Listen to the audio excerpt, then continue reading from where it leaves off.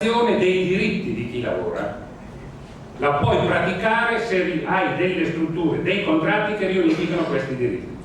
E se uno ci ragiona un attimo, pensate alla vostra condizione e pensate a come è fatto il lavoro della vostra fabbrica e pensate al limite come è fatto il lavoro delle aziende che lavorano per voi in appalto. Noi non siamo di fronte al punto che ciò che ci ha indebolito in questi anni è proprio la frantumazione dei diritti, la competizione, appalto, subappalto, un contratto, un altro contratto con diritti diversi messi in contrapposizione uno con l'altro.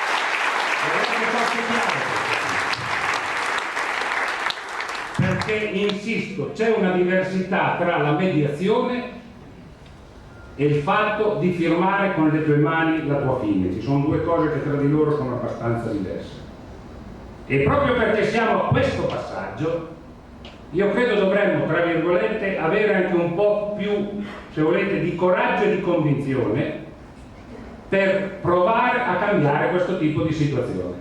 E badate, se anche dentro alle imprese qualche discussione si è aperta, se uno la dice così, se anche dentro alle imprese mi permetto di dire, tra virgolette, fino in fondo la linea bomba 6 non è passata e hanno scelto qualcun altro, io non dico che non vorrei, sono loro e hanno scelto.